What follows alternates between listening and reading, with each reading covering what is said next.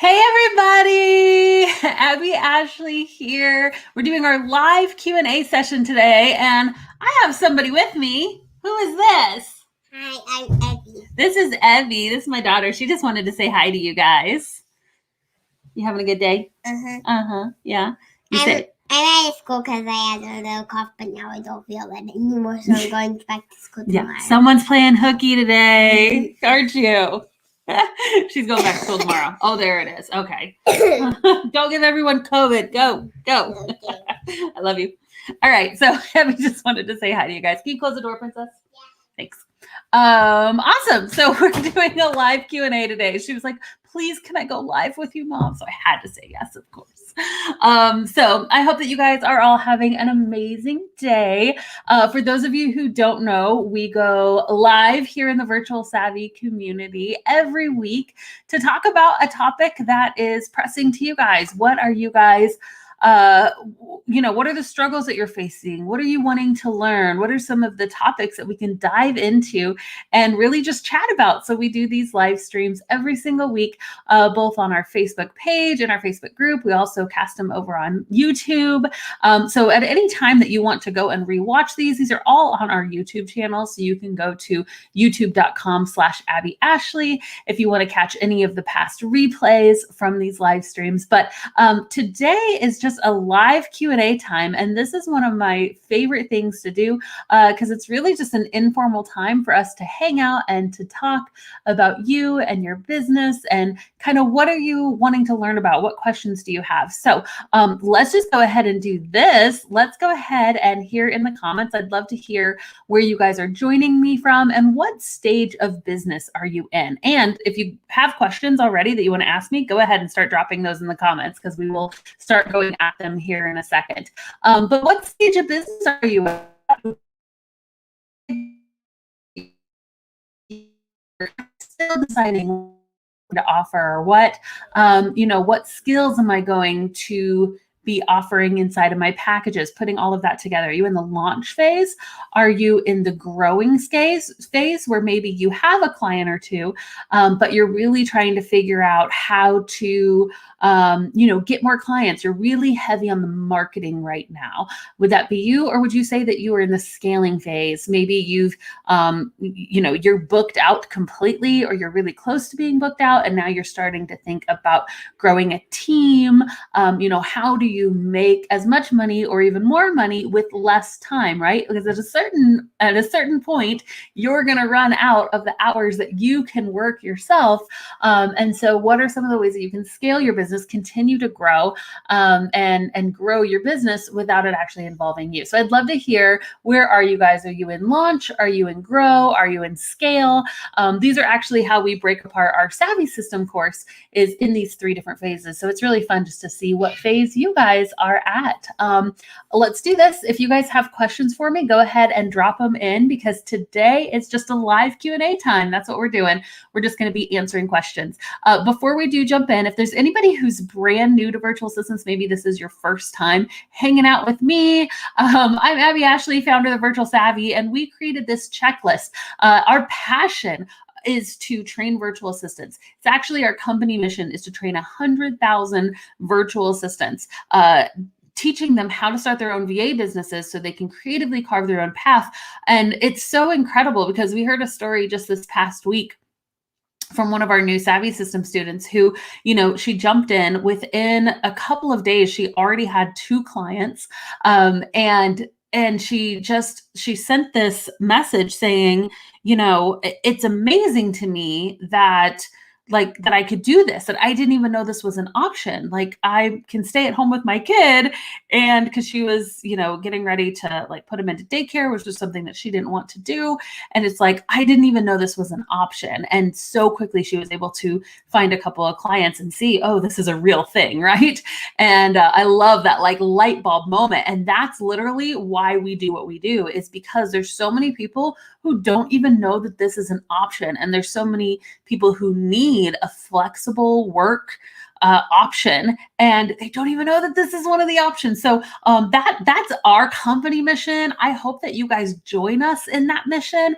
Tell everyone you know. Part of you telling people about your business is not just to get your own clients.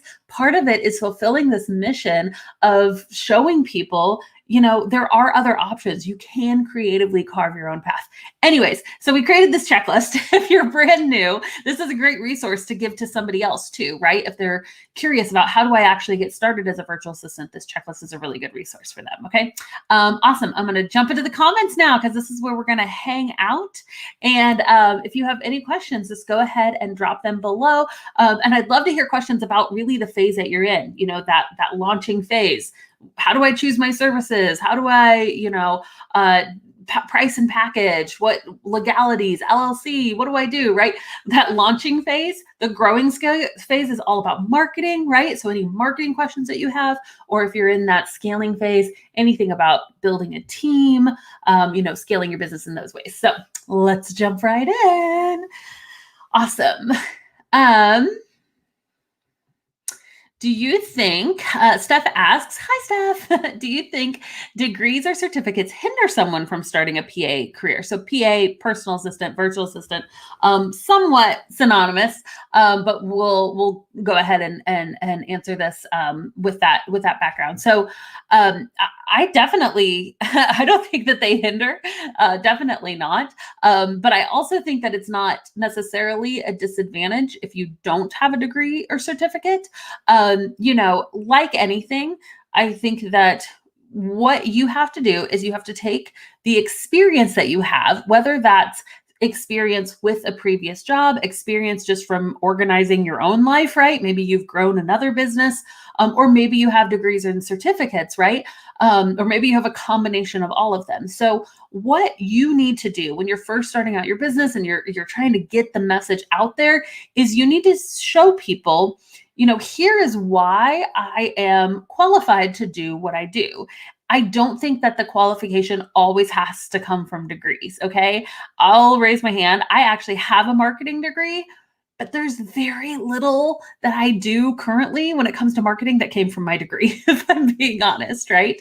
But there's also, I know that's obviously a reflection probably of the degree program I went through, which I'm not going to name where I went, but you know, I know that there are obviously amazing certificates and degree programs that you really do end up learning so much. And it's very prestigious, and that's something that you want to show off. And I think that you should, right? So I think it's all about owning your expertise. It's not what is your expertise? Is it a degree? Is it a background? Is it experience? It's just owning it, right? And being proud of it and showing it off, so that you can show that off in a portfolio. You can show that off on your website, whatever it may be. So I don't think, you know, advantage, disadvantage. I don't think it's either. I think it's just a part of your experience, and you need to be proud of that experience either way. Okay. I sound like I have a cold. I don't think I do, but maybe I do. My whole family has like this little cough thing right now. So I probably like have it without even realizing today. Okay. So there's so many good questions here. Nick asks, what kind of services can we provide for fitness and health coaches? Awesome question. And I'm going to zoom out just a second because I think that this question is really good no matter what niche you're talking about. Because we could just fill in the blank, and instead of saying for fitness and health coaches, we could say, you know, what kind of services can I provide for the wedding industry, right? Or for like life coaches, or for, you know, for those in the real estate industry. I think that there's any industry, fill in the blank. We could answer this question with the response that I'm going to say right now. So I think that one of the best things that you can do is market research on your ideal client. And I love, it's one of the things we teach in our Savvy system in the marketing section, is doing market research meetings. So one of the best ways that you can find out what the services that niche would want is to ask that niche, right? And I can spout off some that are normal, right? I think almost any industry needs help with things like customer service, potentially social media, right? Blogging, if they're blogging as part of their fitness health industry. A lot of health and fitness coaches hang out a lot on Instagram, right? So knowing Instagram management, there's a lot of different things that you could learn how to do. However, I think that what is the biggest pain point that that industry is facing right now? The best thing you can do is to ask. So my question to you, Nick, would be, do you know a couple of people in this industry? And one of the best things you can do is ask, hey, could we jump on even just like a 15-minute Zoom chat? Or do you mind if I, send you over an email with just like 1 or 2 questions? It'll take you just like 10 minutes to answer. I just have some questions about your industry, right? And, or joining Facebook groups, right?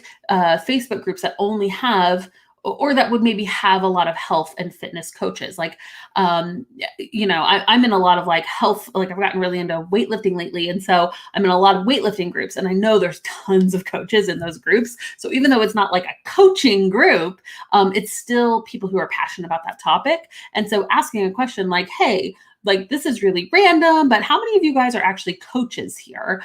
And if so, like, what are the things that you wish you could have help with in your business?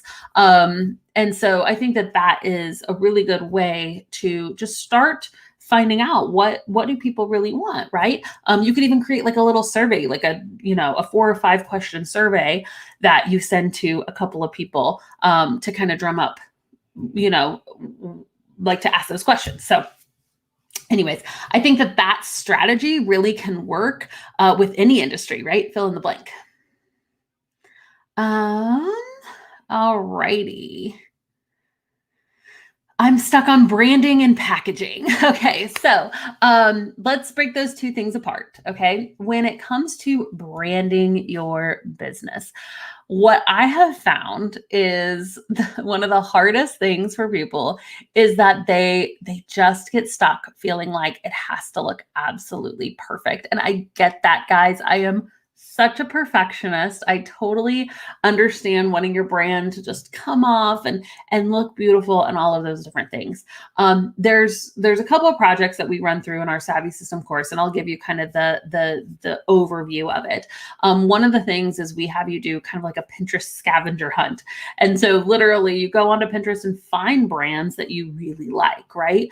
What colors appeal to you? What logos do you really like? What are the things, if I was walking into a brand new house, I would do the same thing. What do I want kind of the look and feel of my house to be? Pin some things that you like for your home, right? You want to do the same for your business. These are kind of the things that I would like.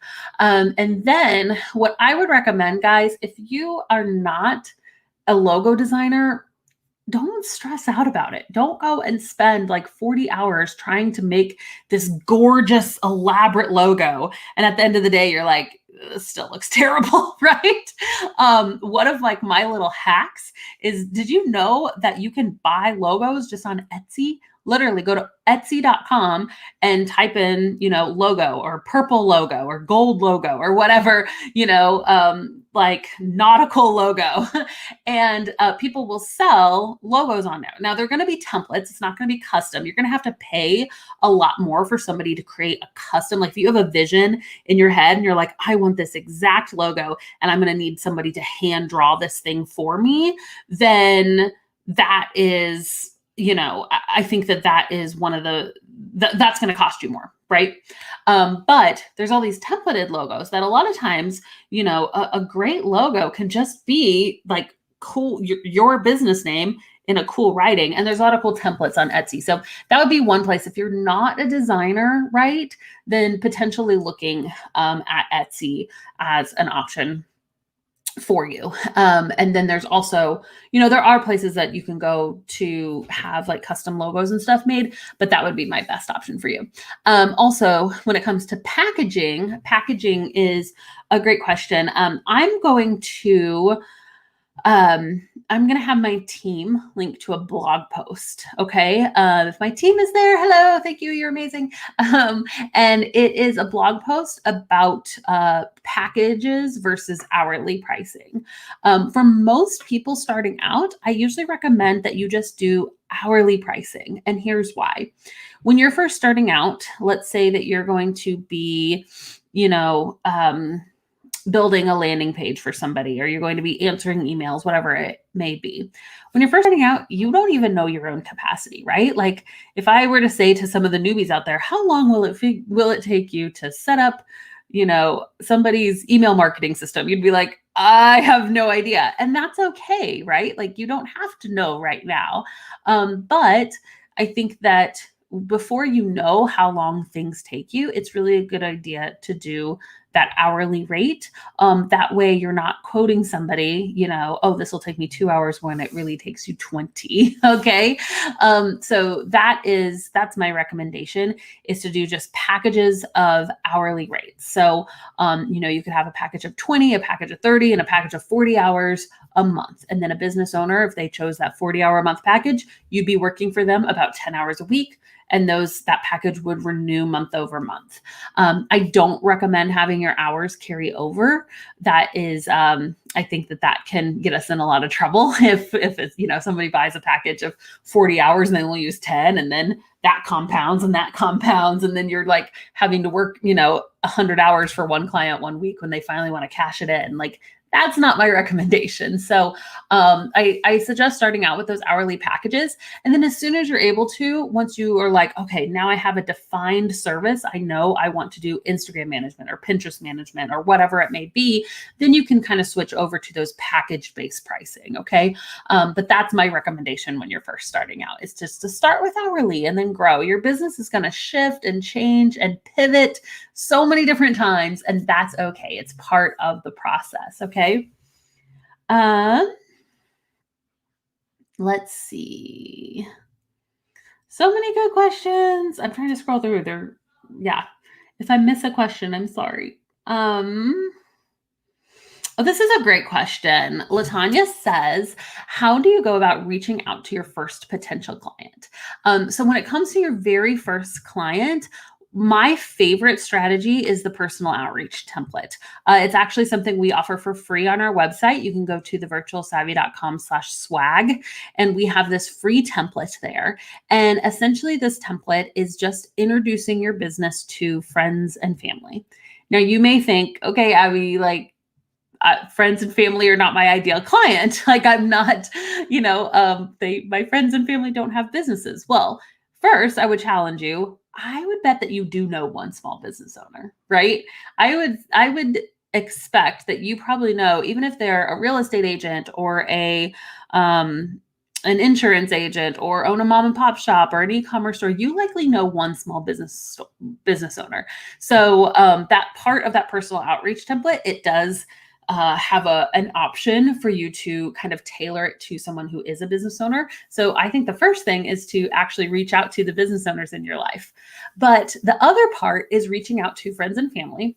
And one of the things I love about virtual assistants is that you're not selling to your friends and family. Like that was why nothing against MLM. It's fine for some people, but I never went down the MLM path because I was just like, I just don't want to sell candles and leggings and whatever to my friends. Like I just didn't like that. So I'm not asking you to sell to your friends and family, which is nice, but I think there's something really powerful about just telling your friends and family what you're doing.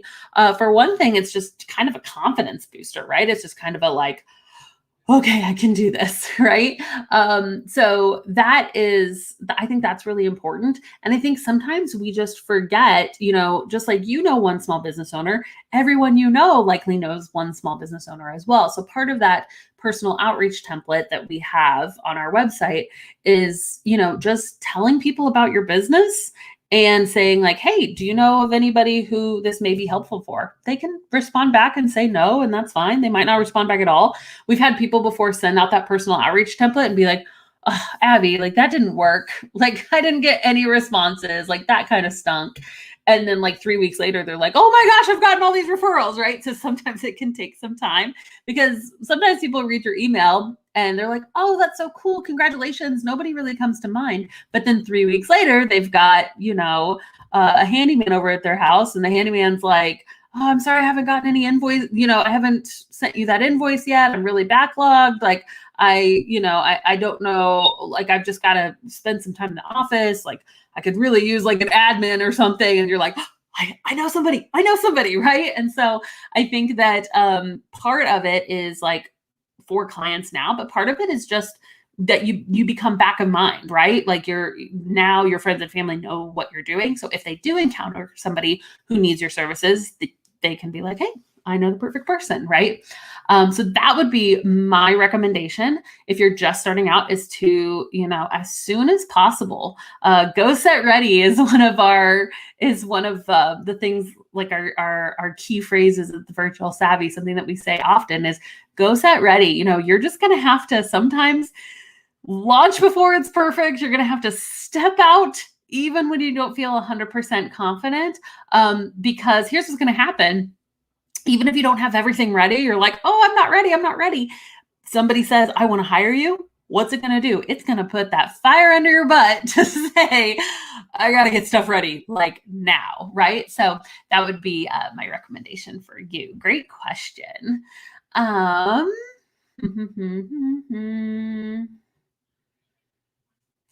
This is a great kind of a question here. Lynette says, I'm a month into my launch and getting my systems in place before fully marketing. I feel like my admin services seem skimpy, and I'm still working full-time in my day job. I worry that my offering isn't attractive enough.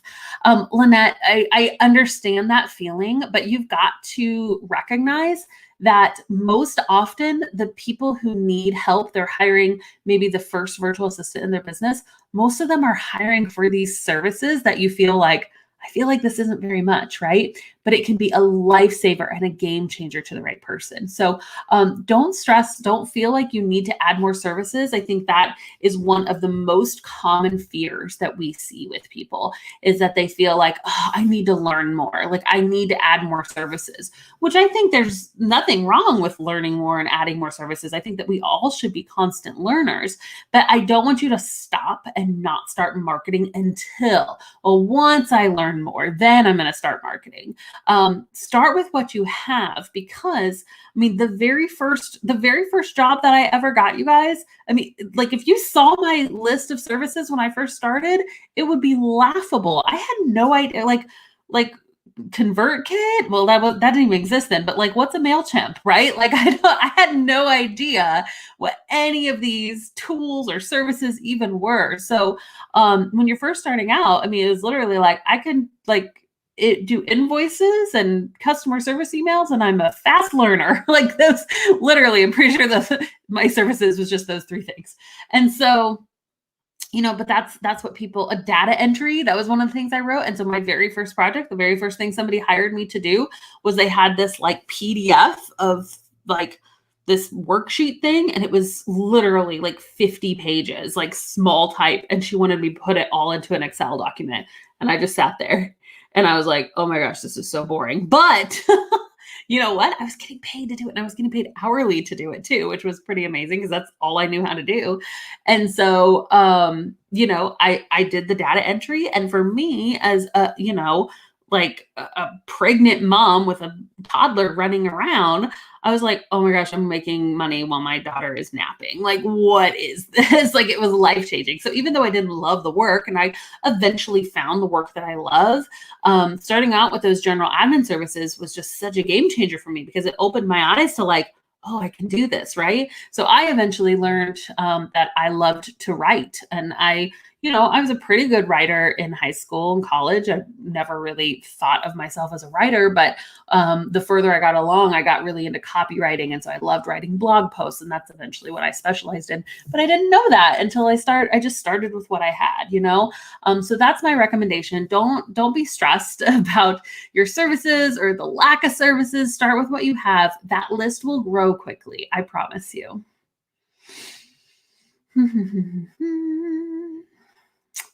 Okay, Elise, you always have such good questions. Elise says, I find that most of my clients, primarily photographers, when they want a monthly retainer, they wish to keep it between $1,000 or $1,500 a month.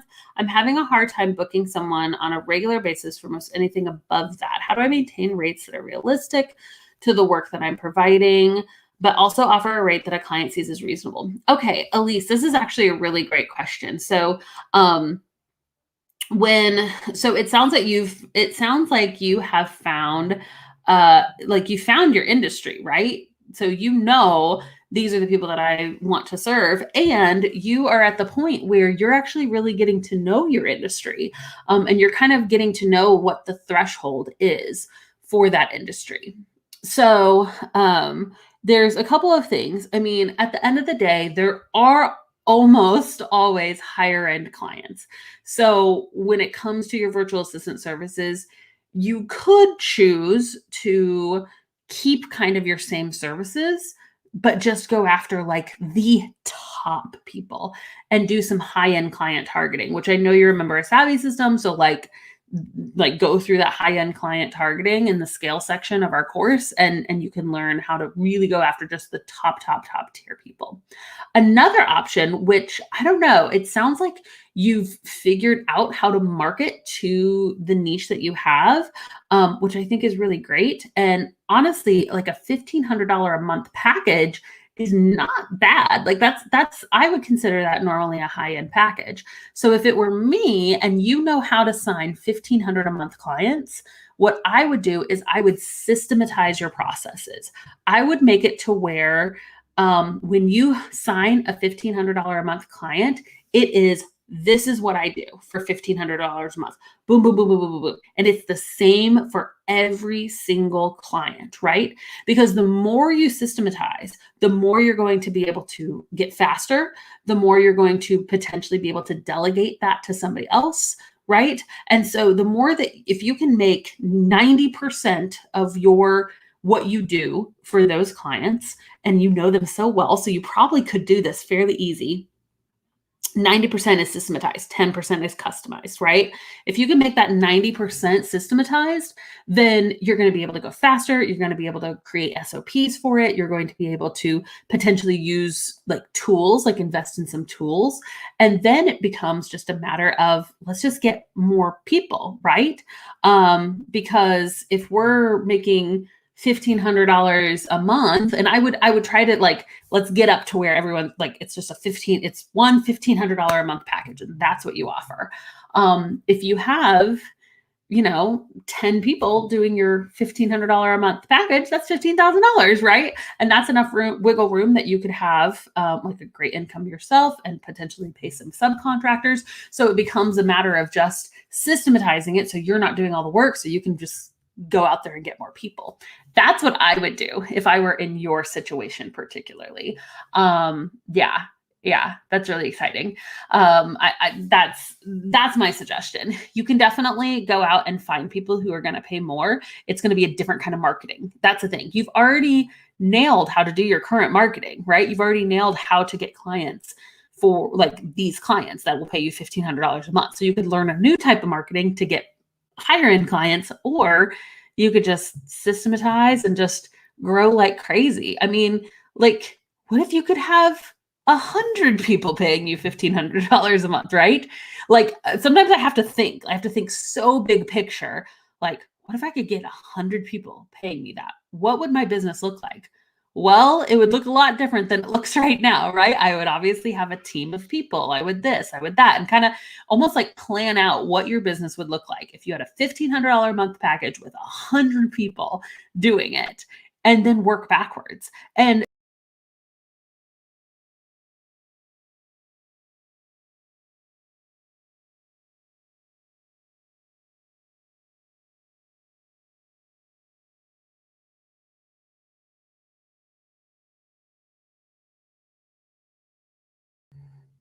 hey, my internet went out, but hopefully you guys can still see me here. Frustrating. Okay, so what I was saying is that you could have, what would your business look like if you had 100 people paying you $1,500 a month? That's huge, right? That may be a 5-10 year goal. That's fine.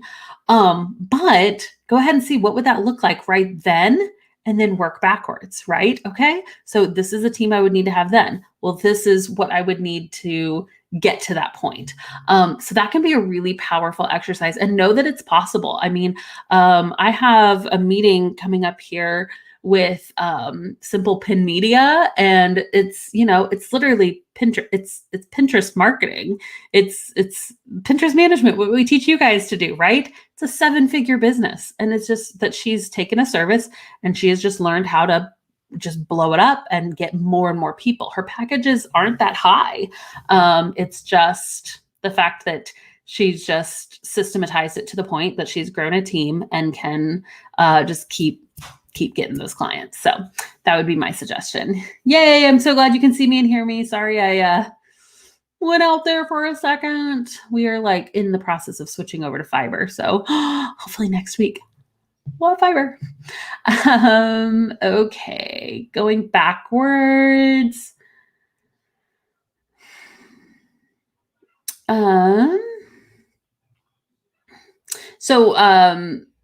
I've seen the question, where do I get clients? And one of my suggestions when it comes to learning how to market, where to get clients, we already talked about where to find your first client. But one of the best places, if you're just still trying to figure out how do I market my business, is to go to thevirtualsavvy.com/BBO. This is my webinar all about marketing, and I teach you the ins and outs of how to market your business, how to get out there, how to get your first client.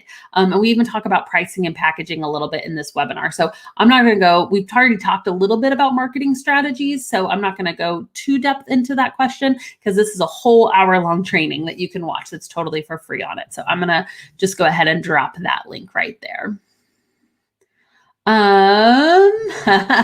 Sarah, I love this question. I'm at this stage to scale. I have more work than I can handle, and I'm afraid to go further. What would be the next step at hiring someone on my own? How do I start this? So, first of all, congratulations. I want you to celebrate where you're at, because that's a really big deal that you've gotten to this point where you are fully booked out, or at least really close to being fully booked out, right? So what I would recommend for you, Sarah, is to start documenting your processes, okay? And just what I was saying earlier to Elise, as much as you can systematize what you do, that is going to get you to the point where you can start to build a team. Okay. And I understand building a team can be really, really scary. That's why we're going to start with, get a couple of your processes and find one person, right? It's okay if this process goes a little slowly as you're learning how to do it. But I will tell you, having a team, jumping into that can be really scary, but it's also one of the most rewarding things ever. I love having a team, and it's just amazing when there are people, and sometimes you think oh, no one could do this like me. And at the very beginning, sometimes it is hard because you're like, oh, that's not exactly the way I would do it. But eventually, when you hire the right people, it can get to the point where they're actually doing things better than you would do them, right? And it's just it's amazing. And so that's my recommendation, is to start writing down your processes, start really getting that ready. And I'm so excited, Sarah. We actually, is it next month? Yeah, it's April. So at the end of May, we're going to be doing a whole webinar. It's a brand new thing that we're going to be launching, and it's all about scaling, literally the exact step that you're in. So we'll have that webinar at the end of May. I don't have a link for it yet. We'll probably get that here soon for you guys to start signing up for it. But the thing that you can be ahead of the game is to start, writing down your own processes, really systematizing what you do, and having this is my signature system. And then, and start writing SOPs so you can begin to hire a team for that.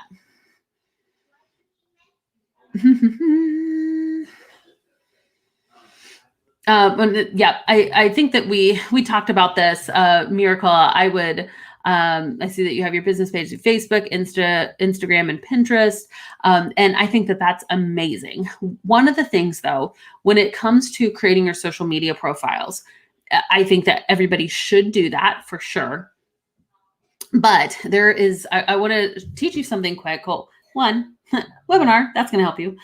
Two, there's a difference between passive marketing and active marketing, okay? And both are important, both are good, but when it comes to when you're first starting out in your business, you want to spend the majority of your time on active marketing. Now, what's the difference between passive and active marketing? Passive marketing is posting to your Facebook page, posting to your Instagram, putting things on Pinterest, kind of putting things out there and saying, here's my business, come to me, right? That's passive marketing. It's making your client do the work. And you have to realize when you're first starting out, posting on, like, there's not a whole lot of people who are probably singing. So you could be posting your Facebook page 10 times a week, right? And not very many people are going to see it. Like, that's just, it's the way the algorithm works. Like, I post to my Facebook page, I've got like, I don't know, like 30,000 followers or something. And sometimes I'll post something and it'll be like, 75 people saw this post. I'm like, cool, right? Like, thanks a lot, Facebook algorithm. But that's just the reality, right? And so that is what we would call passive marketing. Active marketing, on the other hand, is connections.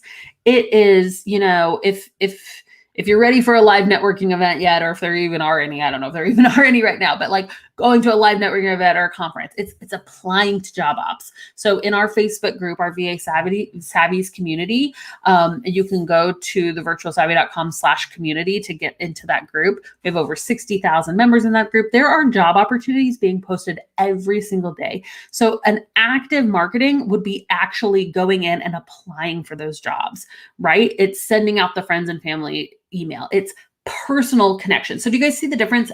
Passive marketing is kind of this blanket, like, I'm going to throw it out there to a bunch of people and hope some people catch on, where active marketing is targeted, like one person at a time, right? And it seems like, well, if I'm sending this message out to hundreds or thousands, then that's going to be more effective. But in reality, the amount of people that are going to come back to you after just throwing out that blanket is not as quality as you just saying, like, I'm going to go after this job. I'm going to connect with this person, right? I'm going to have this coffee chat or this Zoom meeting or whatever. And in reality, most of us, to be fully booked, need between 4 and 7 clients. So you don't need hundreds of people to say yes. You need 4 people to say yes, right? And so when you get that, when that like clicks for you to be fully booked out, and get to the point where we were talking about earlier, where you're like, oh, I'm ready to build a team. To get to that point, it's usually between like 4 and 7 clients. So you literally just need 4 people to say yes. So my suggestion is to start targeting one-on-one active marketing. Such good questions here. I love this. Christy, such a good question. I love Christy. Christy is such an amazing member of our Savvy community. Branding and logo desire. What are some ideas to scale a business like this? I feel limited because I want to hold on to the creativity part. As a fellow creative, although I'm not a designer, but I am a creative person, I get it.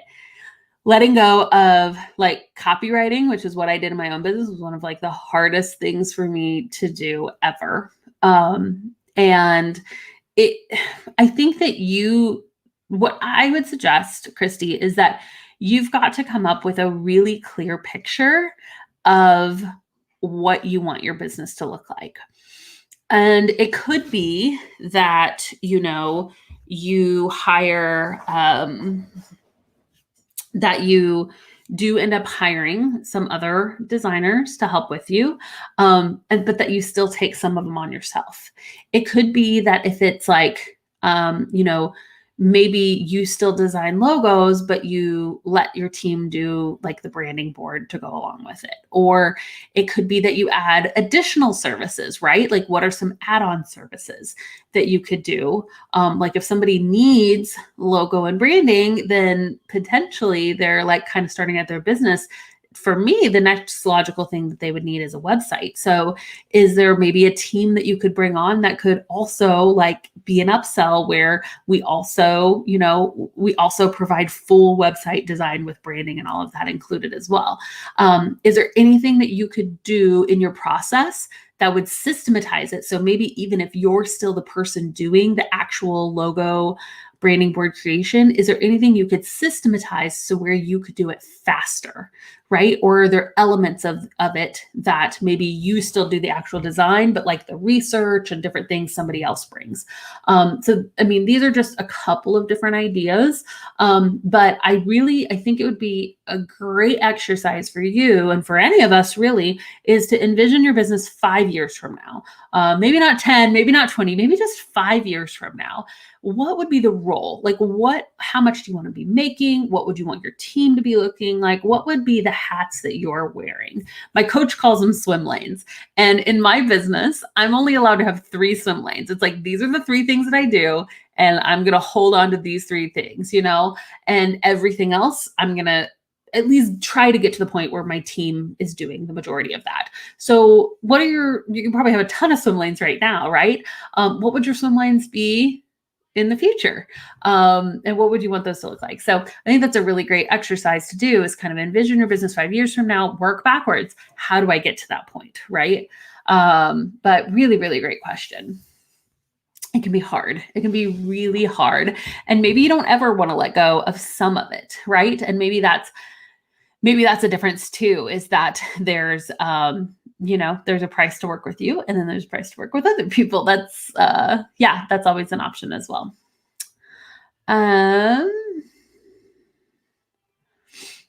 Oh, Hannah, you're so sweet. You're the first person ever I came across that inspired me to jump into starting VA Bus. I had no idea what anything meant. I was so clueless. Well, guess what? You are in the right place, because that's pretty much how we all started. It's so funny. I literally, like, looking back, it's like you discovered this whole world. You're like, I didn't know this world even existed. Like, it's like this underground world of like making money on the internet. And you're like, this is a real thing. Oh my gosh, that's so crazy. Okay. Well, this is a really specific question, but really, really interesting. I work specifically for caregivers helping cancer patients. How do I market to those group while being respectful? I'm a VA, of course. So yeah, I get that. I think that there could be, depending on the rules of the group, there could be like a really great resource. There's an element of just being really, really helpful, like kind of positioning yourself as an expert. And so it could be, if that group allows you to post things like, hey, like I came up with this resource, if anybody's interested, blah, blah, blah. Because there are some groups that will allow you to post things like that. And then, that way you could collect email subscribers from those people and then kind of reach out to them individually and say, or set up an email sequence to say, here are my services, if you want to jump on a call, whatever. I think some other, just like kind of direct targeting, like I'd be interested kind of how you got into that niche and how you find those. Are these businesses? Are these individuals? Do you have a way to reach them other than just in Facebook groups as well? Because I totally get the sensitivity of that topic. But yeah, those are some of my initial thoughts. Oh, this is a great question. Marie, how do you handle doubt? We actually, last month, if you go back and go to our YouTube, you can see we did like almost a whole month just talking about doubts and fears and overcoming those. Because it's stressful, right? Like it's starting a business is not for the faint of heart, for sure. And I think that one of the first things is just recognizing that you're not alone. Like literally every single one of us have had doubts when we're starting our business. We've had doubts, we've had frustrations, we've made mistakes. It's part of the journey, right? And so I think that there's like recognizing that doubt is there and not just ignoring it, pretending that it's not there, because it's there and it may be there for a valid reason, right? But being able to, one, know your why, right? Like, why are you doing this? Because that's going to help motivate you and help push you past the doubt. And 2, I think just the community. I think community is really important. So, being honest about your doubts in a community like our Savvy's community or whatever, and just hearing other people be like, yes, like you're not alone in that, will just help you push past it. And it's amazing how you'll have milestones in your business that you'll look back and you'll be like, oh, I can't believe I ever even had that doubt. You know what I mean? But here, I'm just going to go ahead and warn you, once you get to that point where you're like, oh, those doubts I had, I don't even like, can I really make money online? Well, once you get your first invoice paid, you'll be like, well, that doubt's not there. Yep, I can make money online, right? Like, will someone really choose me and my services? Well, when somebody signs that first package, you're like, oh, yep, I guess they will. But then you're going to have another doubt. Like you're going to have another one and another one and another one. And, I'm sitting here with like 24 employees under me, and I still face doubts every single day, right? There's still things all the time that I'm like, can I really do this? Am I capable? Do I have what it takes? All of the questions. Is this going to work, right? I still face those, just in a different capacity. And so by overcoming these doubts, by pushing through, by looking at them straight in the face and saying, I'm acknowledging you're there, but I'm going to keep moving forward anyways, you're building that muscle. Like, you are getting into the practice of being a person who can overcome doubt. And so know that, like, that's the case. Let's see. Do I need insurance for a VA business? So it's definitely a good thing to look into. Most of the time, it's not required. You can look into your specific state, county requirements. And a resource that I recommend going to is score.org. Score is an amazing free business resource. And while they're not going to know very much about how to start a VA business, how to market a VA business, they do know a lot about just general business practices, especially requirements for your county. So, like, some counties may require you maybe not to have insurance, but you may have to have a certain license to be able to have a home office, right? To be able to run a business out of your home. Score.org will be able to tell you that if there's certain requirements for where you live. So it's not a federal requirement that you have insurance for your business, although I don't know of it, but it could be like I don't keep up with all like state and local government requirements. So I always tell people, look at score.org, see if there's any certificates or any kind of special insurance. And then it's always just worth a call. Just call like your regular insurance agent, call, whoever you have your auto insurance or maybe your home insurance through, and just see what options, just kind of tell them a little bit about the business. A lot of times I've known people who have been able to add like an error and omissions policy to their insurance for, like $17 a month or something, like not crazy. So it's worth looking into. Do your own research on that. But most of the case, it's not required. Another form of protection is forming an LLC. While again, you can, obviously an LLC can still get sued. It is another way to protect your personal assets. And so that's one of the things we're looking at when we're looking at insurance is ultimately protection. And so I think that one of the best things almost anyone can do is to form an LLC when they're starting their business. Again, it's not required in most places. Most of you guys don't have to start an LLC when you're first starting out, but it is something that I would recommend most people eventually do, just as an extra layer of protection for yourself. Okay.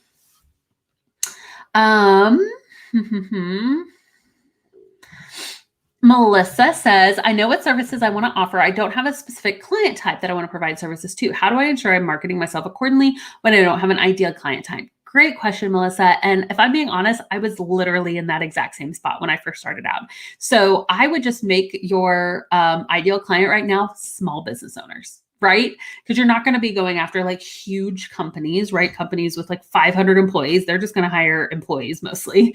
There are some companies that hire, like large companies that hire contractors, but generally it's small business owners. So I would just start out with, I help small business owners with blank, blank, blank. And really, I think that's actually a really great way to start out.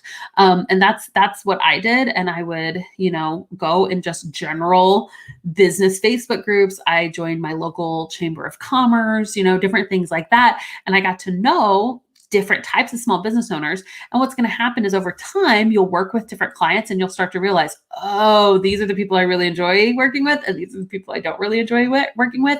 And sometimes you don't have to find your niche will find you. Okay. So that would be my recommendation. I honestly think it's a perfect place to start, not knowing your industry. And you may never even end up having a particular industry, right? You may niche just by service and not by industry. You may not niche at all. And you may just have a ton of different services for a ton of different business owners. There's no right way. The only wrong way is just not to start. Okay. So start with what you have. Start just with small business owners. I think that is great. When working your VA business part-time, evening and weekend office hours be listed. So I, as a general rule, don't recommend to list office hours. Part of being an independent contractor, which all of you guys are, is that you get to work when and how you want to work with the tools that you want to work with. So if a client tries to hire you and says, I need you available from 9 to 2 every day, that can get them in really big trouble because that is not you being an independent contractor, okay? So what I do rather than listing hours is I try to give expectations of what my client can expect. Hey, every Friday, I'm going to ask for a list of the tasks that you want done the next week. Try to have those for me Monday by 8 a.m. I will send you a daily check-in email or maybe a Friday email that goes over everything. Let's find a time once a week to meet, whatever it may be.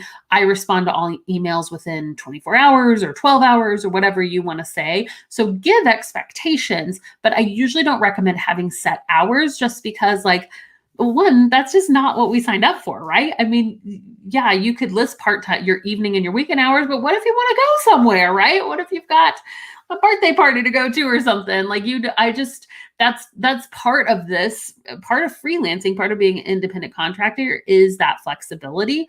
So you don't want to hold yourself to saying, I can work these particular hours, in my opinion.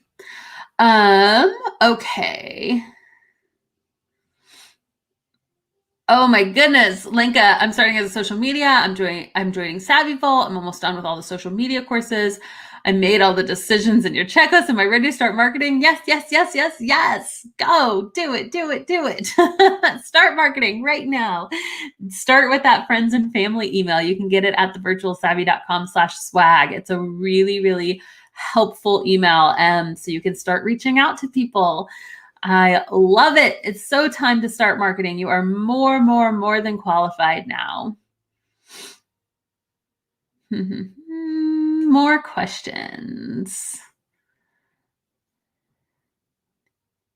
Oh, great question. Maricela says, I want to stay as a VA, but I also have a W-2 interview. Can I still scale doing both? This is a really good question. So essentially, you're working as a VA, you're signing clients as an independent contractor, and somebody offers you a W-2 job. Should you take it, right? Or should you be open to that? I think that that's great. I actually held as a VA, I held 2 or 3 different like actual W-2 positions.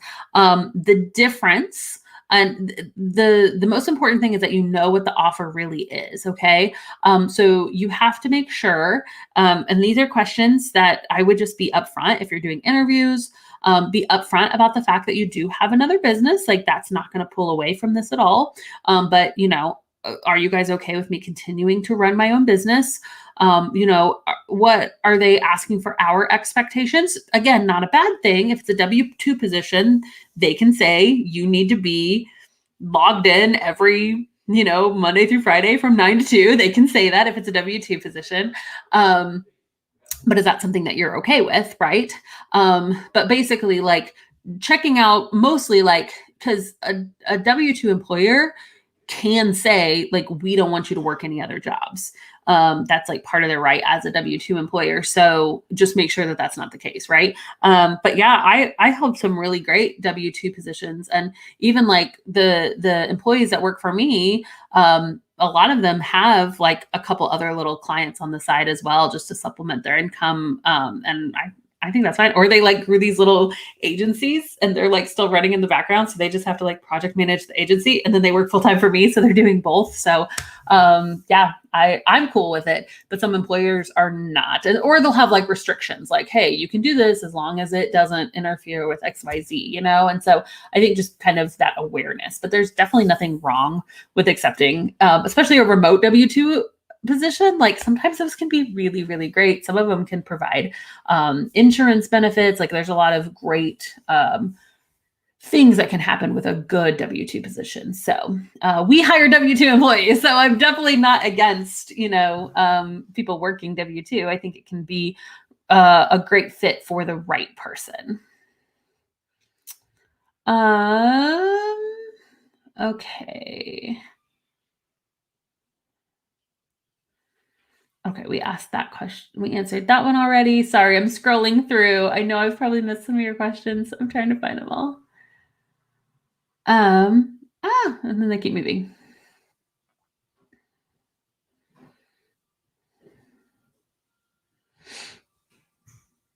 Okay.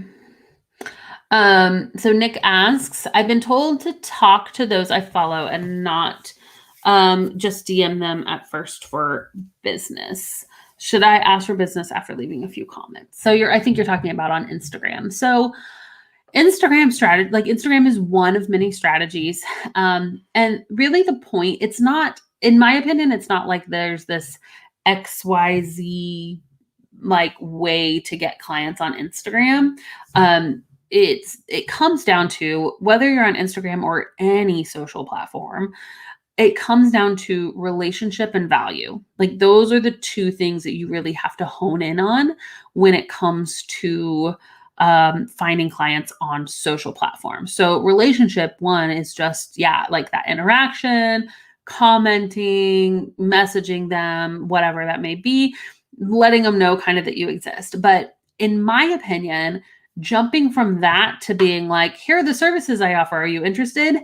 Generally doesn't go very well. And that's why we teach something called value first. It's one of our main strategies. So what's the benefit of following your dream client, okay, on Instagram? If you're following your dream client on Instagram, you're most likely, especially if they're like super active on Instagram, you're following their stories, you're going to start to hear, here's some of the things, here's some of our pain points. For instance, so I follow a guy named Brian Dean. He's the owner of Backlinko, not on Instagram. Like I'm just on his, I read his blogs and I get his emails and different things like that. He sent out an email this morning talking about he has like this new business venture that he's doing. And at the very end of the email, he's like, so what we've decided to do is, is that we're going to go from writing 1 or 2 blog posts a week to writing 4 to 5 blog posts a week. That means we're going to have to hire a lot of writers. And then he's like, I'll keep you guys updated on how it goes, blah, blah, blah, blah. Like his email is it's not a job opportunity. It's not looking for writers. But if I was a writer and now I've followed this guy and I know he needs writers, right? That is a perfect opportunity to come in with value and to send him like a crazy, amazing researched SEO blog post, right? Or like to follow his methods and come up with like some blog post topics and send to him. Like that is a way. So that is how, Instagram or Facebook groups, it all comes down honestly to relationship and value first. So just following people and then sending kind of a cold pitch, in my opinion, just doesn't work. It could work, but you're just going to see so much more benefit if you use that value first methodology. Okay.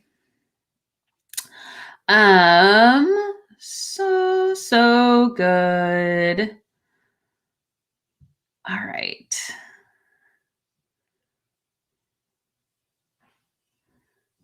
Okay.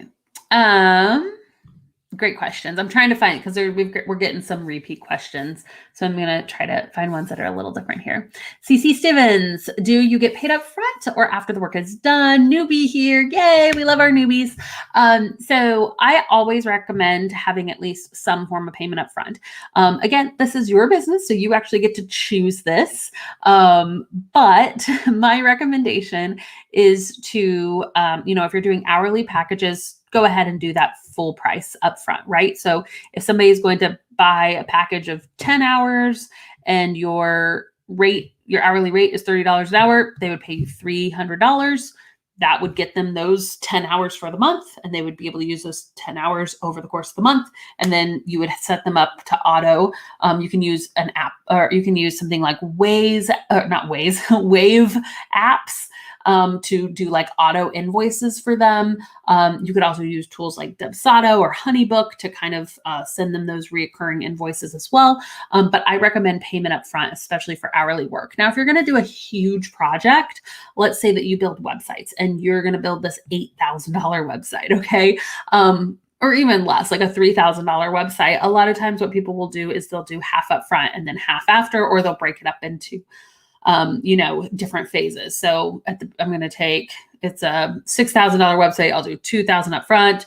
The projection is that it'll be done in 90 days. So I'll do 2,000 up front, 2,000 at like the 60, 70 day mark, and then 2,000 once the project's complete, whatever it may be. So you can break it up that way. But I usually do recommend getting payment up front. You're also going to get a contract up front too. Okay. And that contract protects you and the client.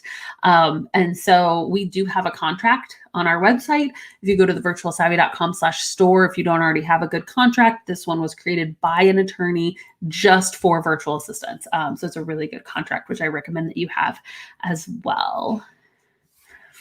Oh, it's a great question. How do I make it clear to my clients that I'm not an employee of theirs? I love this question actually, because I think it's something that we need to realize. Is that the majority of people hiring us, they're new. It's like we're new in our business, but a lot of times people are hiring at least their very first VA. You may be the very first person that they've ever hired, okay? And so a lot of them don't realize the difference, okay? And so I sometimes I'll see posts like in our Savvies community where they're like, this client wanted me to blah, blah, blah. Don't they realize that I'm an independent contractor? And it's like, maybe they didn't realize, right? I think that we all need to give people a little bit of grace, especially when it comes to this field. So, I think that that's really, really important to talk about. And especially if you're getting hints that they really don't get this in the discovery call, talk about it in your discovery call, but especially in your that first welcome meeting that you do. So, it's your onboarding system, right? So we're going to bring you on. I'm going to get your passwords. I'm going to do this. I'm going to give you a little bit of just, here's how I work, right? And the more that you put yourself in the driver's seat of not just like, what can I do for you? I'll do anything, of here's how I work. This is what I do. I respond to emails in this amount of time. I will invoice on these dates. I will send you progress reports on these dates, right? And you can boom, boom, boom, boom, boom. Here's what I do. And the more confidence you have in that, it shows them, oh, I hired a business owner, right? I hired somebody that's doing their thing. They're not just like my person to do whatever I want, whenever I want it, right? And enforce those things too. Like if you guys have a rush, that's one of the things that you can do is like a rush fee. So projects will be done in 24 hours. Do you want something done in less than 24 hours? I'm going to there's a rush fee attached to that. Okay. So if I do this rush fee and then somebody actually asks me, like, you have to enforce it, even if you have the time to do it, enforce it from the very beginning, because you want to start out as you intend to go. Okay.